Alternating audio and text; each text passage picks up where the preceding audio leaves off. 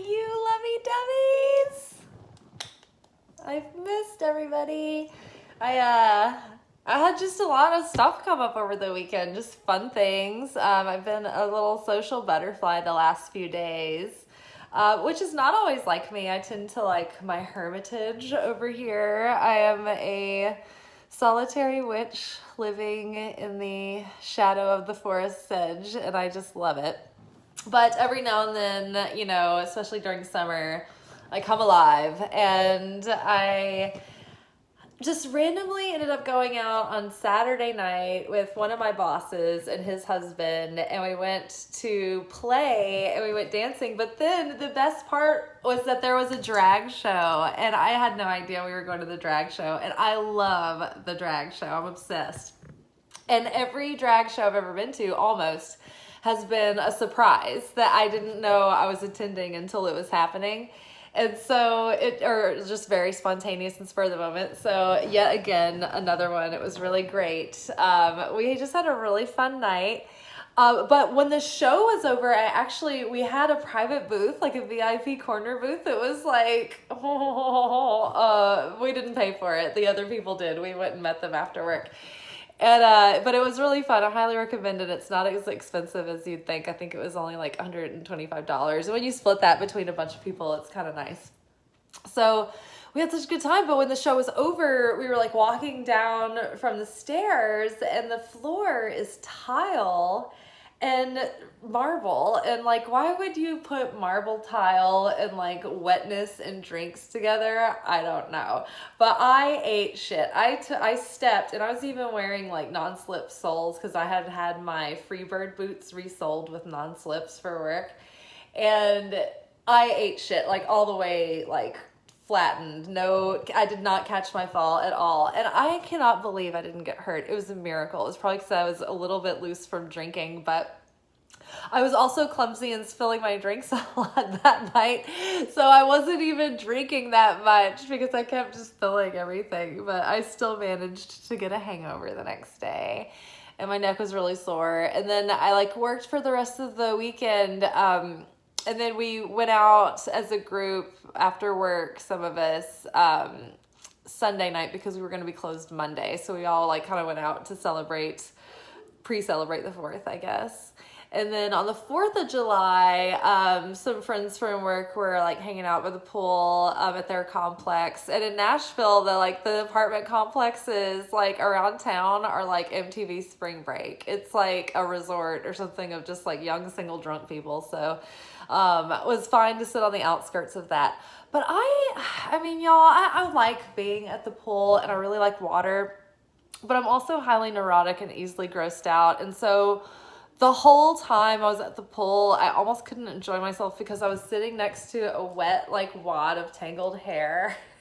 And I had to sit there because if I sat on the other spot, it was next to someone's Band-Aid. And I'm just like, when I really think about the swimming pool, there's really no grosser place. And I don't really care that there's chemicals because there's still solid things and evidence of humans.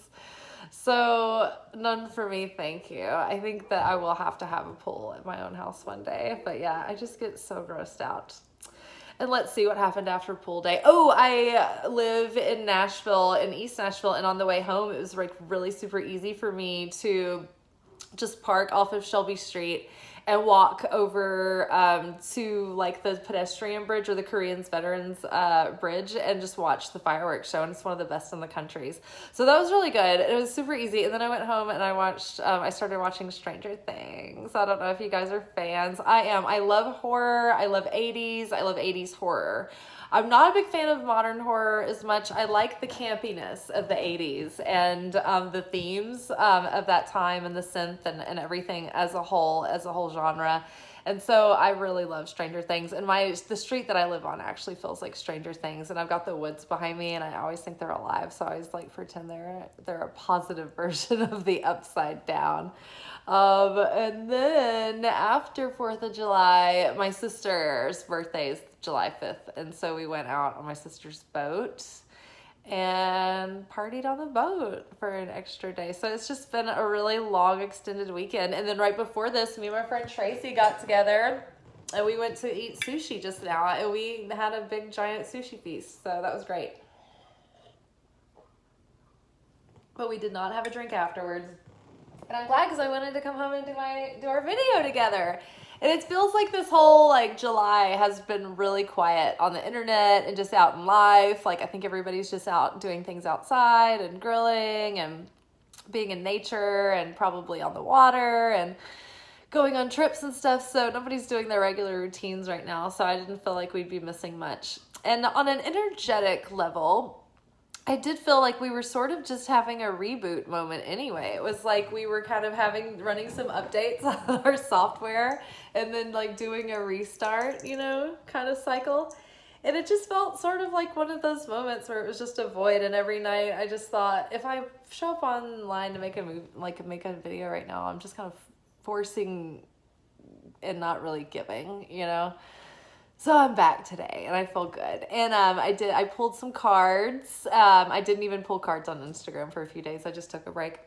But I pulled cards for today, and I love that we're catching up, and it's like we really are picking up right where we left off and just, right on track, because we got Four of Wands, followed by Wheel of Fortune, followed by the Devil, followed by Three of Wands. All right, so let's unpack this. So I feel really good about this message. First of all, I feel like we started with Four of Wands. And I feel like if I had to say it, just like sum this all up in a synopsis in like a sentence or two, I would say like the more good feelings and the celebratory energy that we can cultivate right now in celebration, not celebratory, like not depriving the self, but celebratory energy, that sense of like well-being, satisfied, present in the moment, just being languid. I think the more that we can generate of that, it's really like turning the energy and turning the tables and turning the Wheel of Fortune in our favor, and things are beginning to materialize. And we're really starting to see the fruits of our efforts start to bloom and expand, and maybe even be connecting with people who want to collaborate, possibly. But it's important that we don't get too wrapped up in the materialistic details of the thing and not and lose touch with like the inner value of it all. So I'll go back and start. So we got the Four of Wands, and I think that part of like having the happily ever after is realizing that it's not like 10 steps ahead of you. You're not like going and aiming for it. Like eventually we have to get there, right? If we're always walking after the sunset, like we never reach the edge of the horizon.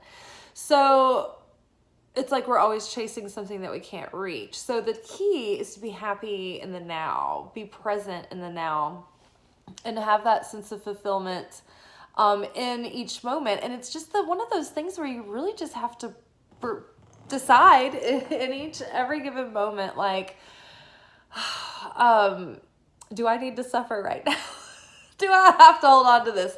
Like, do I have to let this line at the grocery store aggravate me? Or can I just like chill and like look at stuff and people watch and like take a deep breath and realize that it's all, I'm going to get there, no rush, right? Just in every moment, like there's so much that, we could be worried about, but it's best to put our focus on the things that give us a sense of well-being and contentment and peace. I don't think I ever remember Jesus talking about in the New Testament, like, well, just be sure to fret and worry day and night, because if you're not, then you're irresponsible and you're a piece of shit. You're going to hell. Like, if anything, he was trying to share with people a lifestyle and a mental yoga and a level of consciousness and being that leads to a sense of fulfillment and inner peace. Inner peace is something that I think it's one of the fruits of the spirit where if we don't have inner peace, then it makes the other ones very difficult to have too. So if we can start with just a sense of peace and not like disruption and chaos, from there, then that gives you the Goldilocks zone, right? Where you can have an inhabitable, like what is like Earth has a hospitable atmosphere that can sustain life. So we have been building more tranquility, more stability, more security. And I think that just, as we shouldn't get overly perfectionistic with ourselves, because this is always a practice and like it's an ongoing process, because we're constantly having to tweak and adjust our lives. Our lives have different paces all the time. Different things come up at different times. So we're always, I'm cotton mouth. I had like all this like soy sauce with my sushi, so I'm like dry mouth now. But yeah, we're in a constant dance of like balancing, and giving and taking. And so, part of cultivating a life that is fulfilling requires that we cut out the things that makes us feel anxious and sick all the time. Cut out the things that make us feel remorseful and regretful. If our guilty pleasure is like, eating way too much ice cream, and then we have like, bad digestive issues, and then we feel, physically bad, but then we also feel guilty and like shame that we ate like too much ice cream when we know it's not going to make us feel good, that it makes us want to wait or whatever. Maybe it's drinking too often and feeling the consequences of the hangover. For me, that's why I like to really pay attention to not going out and drinking too much. And if I go out and have drinks, like I don't like to get very drunk, because I do have hangovers, and I really value my day and like having practices that make me feel good and make me feel vibrant and energetic. And so, doing things that take away from my physical energy make me feel bad. But then they also kind of act as a depressant too. So you want to cut out those things, right, that make you don't feel good. You know what I mean? And then also cut out the things that are agitating you. Like, if you find that you're a highly aggravated person by conspiracies and things like this, and you're very fearful and worried about that, then maybe don't continue to expose yourself to this literature. Maybe, stop watching the scary movies before bed. And something to make you feel better about conspiracy theories is that they've all essentially been the same for the last 120 years, and it is one slow moving conspiracy. Because it is like nature is going to catch up to us before the actual conspiracies do. So it's all stable, so don't worry. But that neither here nor there. So cut out the things that are causing you suffering and not, dragging you down. Also, just small things like day-to-day things like being impatient for no reason. Being really worked up and bothered by things that are like very like mundane and petty, like things you could easily ignore and like put your mind on something else. But some people fixate on those little things, and like, so most of their time they're aggravated, right? So we want to be cultivating a sense of inner well-being, and it goes from like the deepest of things, like, childhood stuff and like the subconscious, to like really mundane things about ourselves that are obvious that we just like don't do anything about, right? That we could be better at, that would actually save our energy and make us feel better too. Like, are you a person that dogs people to make yourself feel better and then you feel shameful about it later? Like, talking bad and gossiping is really negative, and it really brings down your energy, and it shits all over the energy of everything that you're doing and the fellowship that you're having with your friends in that moment. It's one of the reasons why I wear the red string, is just to remind me not to participate in evil tongue or evil eye. And it's bad energy to put out, and it's bad energy to attract on yourself, right? So cut out the things that are bringing the negativity and the chaos. But we also want to arrange our lives so that we're doing the things that make us feel happy and in a mood of celebration, right? If the things that bring you to life are, exercise, a good diet, or like cooking your own meals and exploring new recipes, then start doing that. Like, don't just think, oh, I'll get around to that because I love doing that and I should.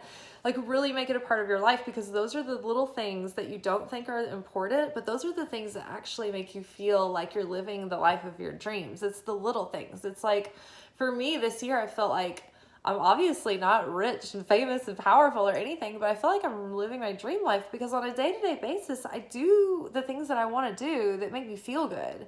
And I've cut out the parts of my life that made me feel like shit. And sometimes it means like finding a different job. And I had to do that. I had to walk away from a 10-year career. I would suggest finding a job before you leave the job so you don't add even more pressure on yourself. But give yourself permission to make the changes that you need to make.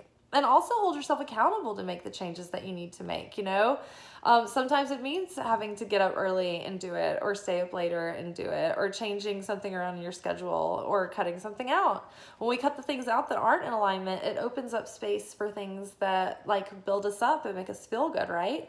So incorporate things into your life and maybe try something new that you've been wanting to try that's going to make you feel like fun and adventurous and make you feel alive, because that energy is really what's turning your life around in a new direction, and it's making you feel more and more like you're living your dream life. I mean, it's not like that grand finish line destination that we're really reaching for.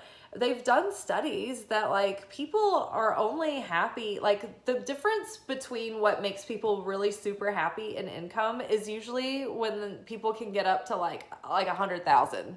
And then beyond that, like no one's happiness increases. It's like they figured out that as long as people have all their basic needs met and they're allowed to treat themselves sometimes and go on some trips, like most people are happy, they're content. But we think that all of these big grandiose things are going to bring us all this fulfillment, when really it's not that. It never is. It's just like finding the fulfillment within yourself by consistently nurturing your spiritual life, you're nourishing your body with good food and rest, being with the people that you love that are meaningful to you, like going out of your way to help others. It's like doing those little things and then adding in your favorite things that you enjoy on a regular basis. And then it's like, okay, well, it's good health, good spiritual connection, good relationships around you, your needs are taken care of, like you've got it all, right? So looking at things differently, you're really turning life around.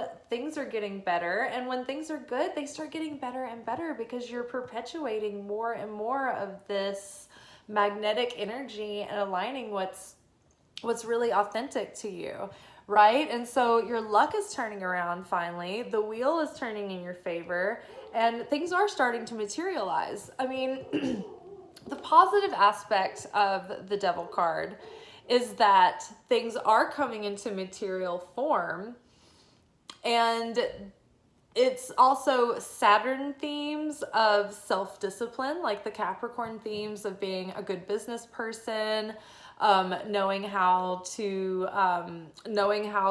function in the material world well and successfully, being good with money, being responsible, being into routines and being self-disciplined, but also it can be like overly restrictive on the self, overly perfectionistic, a little too stern sometimes, a little too cold, controlling, right? So be careful of that. But also there's a Capricorn full moon coming up, and then the Cancer new moon just set us out on mother healing themes. You may have experienced a lot of healing the mother wound over the last couple of weeks. Well, the culmination of your manifestations during this new moon cycle will possibly come into fruition on the Capricorn full moon, which I think that this is highlighting. But I also want to make sure and highlight the most important lesson of the Devil card, which is that it's to overcome the trick of the devil, which is the idea that there is no other way. It has to be this way. That you're trapped, that there's no other option, that there's no other solution. And we get into this trick all the time, especially when it comes to the lovers here, right? You're like, I can't live without that person. It's this person. It's their, you know, and it's like, it's never the person. It's never the job. It's never any of the material. When we get too fixated on the material, that the material is fleeting, it's temporary, it atrophies.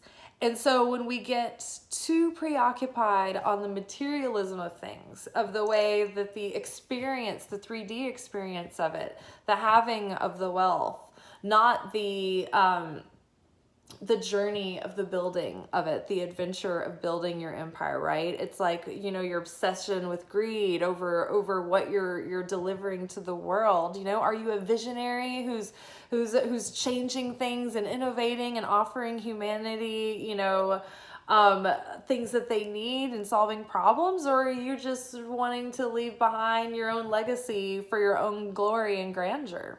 You know, are you getting caught up in popularity because it makes you feel like you're filling a void, that you needed some kind of validation? Or are you happy that you're able to have influence and positivity and spread, you know, good or whatever, or have influence to help people, you know, do positive things in the world, or make positive decisions, or influence people to make better choices for the environment, or, you know, in activism and things like that. So it's always like being really connected with the why behind what you wanted to begin with.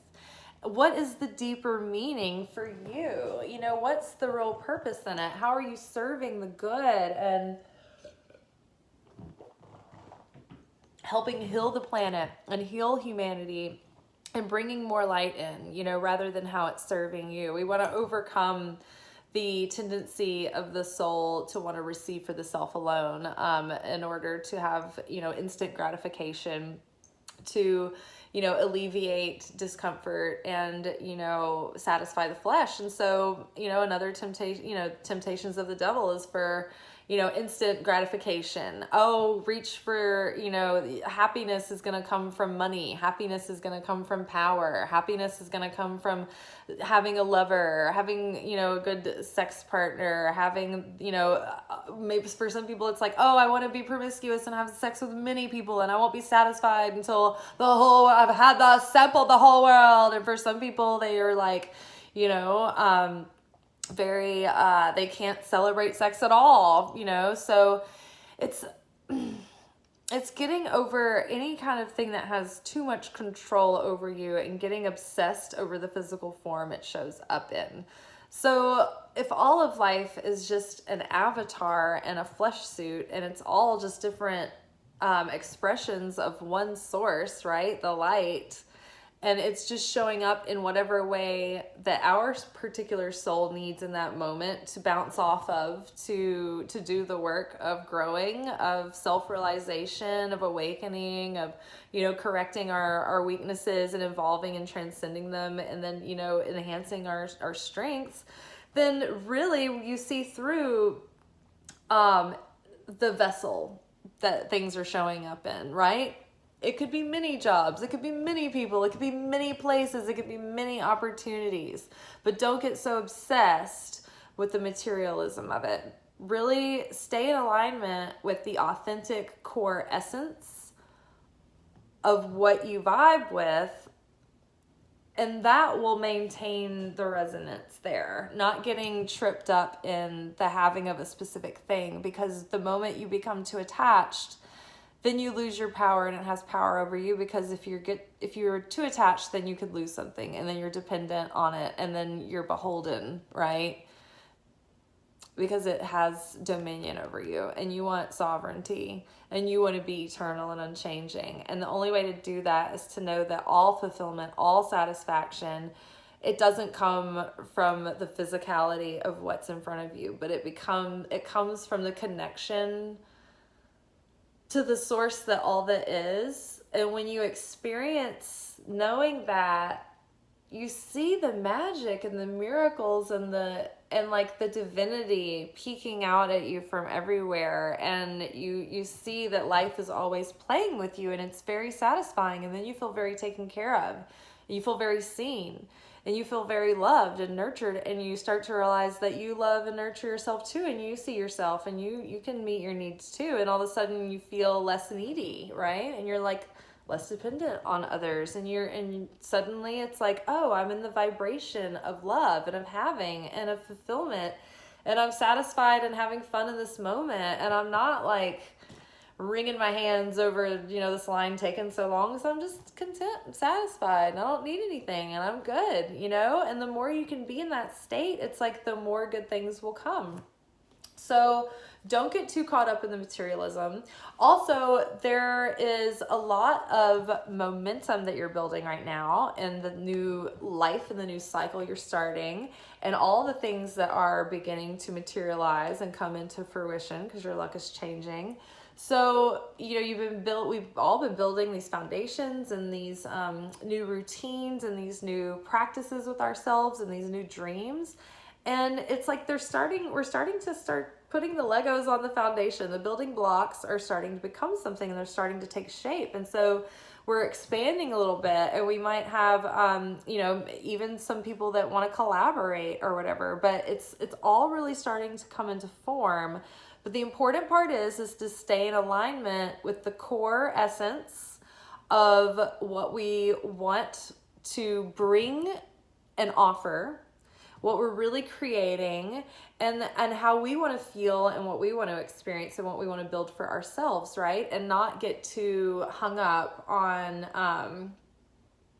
the literal physical material specifics of it. Don't get caught up on the form. Don't get too attached. So hard. It's so hard not to get attached. It's so hard to to just stay in it. It's like the only way I can describe it, like being in the flow and not getting out of the flow. It's like when you're in this like harmony and you're on a roll and you're in the vibration and you have no resistance, and it's just like you're on your game.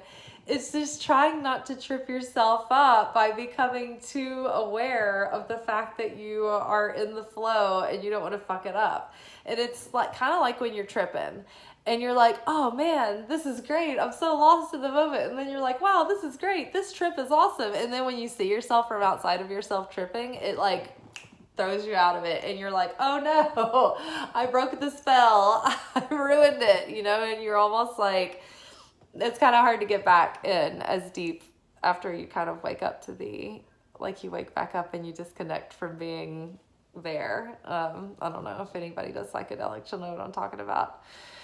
I think that's all for now. I think I covered everything.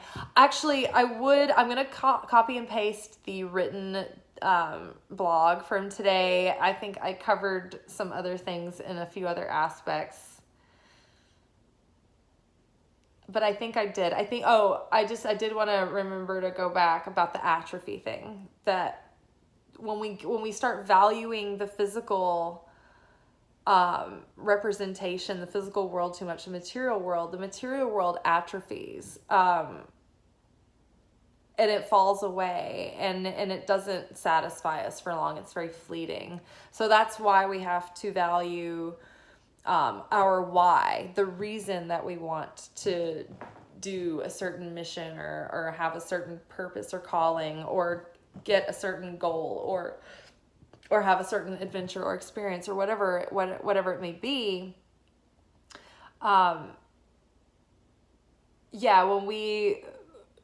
When we value the material aspect of that, then we're like idolizing something that's lesser, of a lesser quality. I thought of an example. I mean, there's a million examples, but it's like kind of like when people want to be a famous movie star versus people who want to be an actor. And there are both, right? There are people who are really famous movie stars that are like just really all about the craft, and they're still like really humble. I love Keanu Reeves. He's a great example of this. Someone who's like super famous, but they're really all about the craft. They never let it go to their head. He's a good example of that. Just very grounded, stable person, very humble.